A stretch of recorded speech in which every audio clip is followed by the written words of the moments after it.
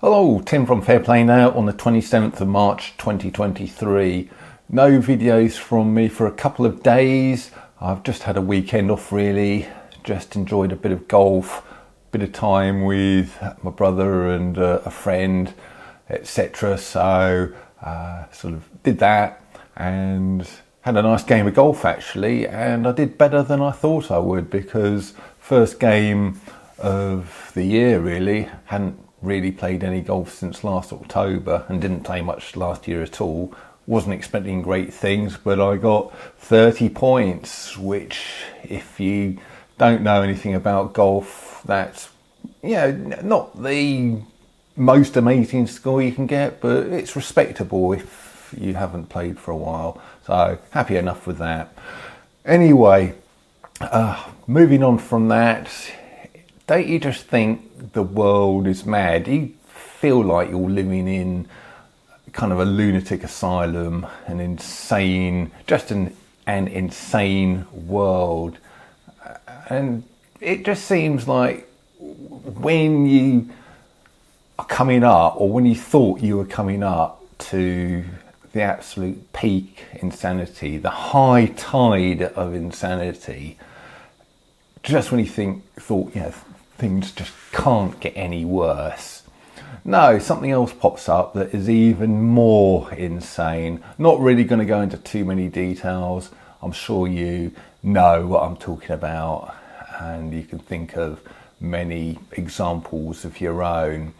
But yeah, it just seems like the world is absolutely mad and nobody seems to even care really.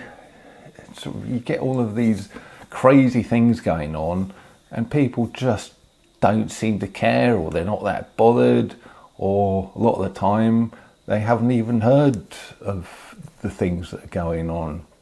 In France, it seems, is teetering towards pretty much a second revolution. Well, it's not the second revolution. There was quite a few during the 1800s, but you know what I mean. To all intents and purposes, a second really big revolution. And Israel as well, things are kicking off there. And that is on the macro level. And you come back a little bit and just things are just getting to boiling point, it feels like. But I'm not going to comment on it too much today. You're going to keep this one brief because the reason why I'm talking about all of this world gone mad kind of stuff is because I've just started watching a video with Ivor Cummins entitled Why the World Has Gone Mad. He's interviewing a guy called Dr. Nordengard, who's a Swedish guy, I think.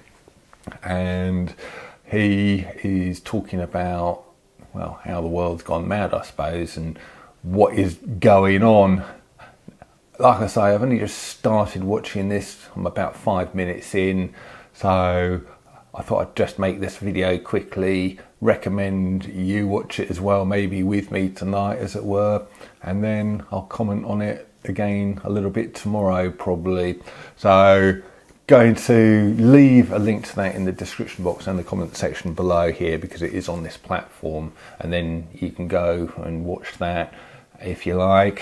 It looks really interesting. Normally Ivor Cummins' content is pretty good quality stuff, and I've got to watch it just from the title alone.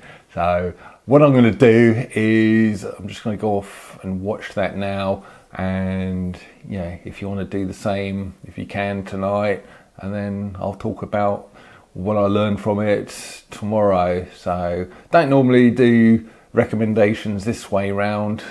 It's a bit sort of back to front, but like I say, the title has intrigued me a lot, and again, like I say, Ivor Cummins stuff is sort of normally pretty good, but yeah, it is just such an insane world. And kind of my weekend shows that people just go about their normal lives. My brother and sort of my friend who sort of play golf together, they are both sort of pretty mainstream really, and yeah, they just sort of go about their lives and all of the crazy stuff just goes over their heads. And when I say things, what do you think about this and what do you think about that, sort of they just tend to say, well, do you think you're just being a bit old-fashioned or whatever it might be. Well, I think you get to a point of sanity going to insanity, and it's not a case of being old-fashioned for calling it out. I don't think it's common sense to me as far as I'm concerned, but that seems to be the way the world's going. And I thought I'd just sign off with very little interesting little insight that my sort of friend sort of came out with up there. We were just enjoying a post-round of golf drink, and he just started talking about GB News, which interestingly my brother hadn't even heard of. He said, well, what's GB News? So, where's he been, sort of thing, and then sort of my friend said, oh yeah, it's the channel that conspiracy theorists watch. And honestly, you couldn't make it up, but that's what he said and what he seems to think.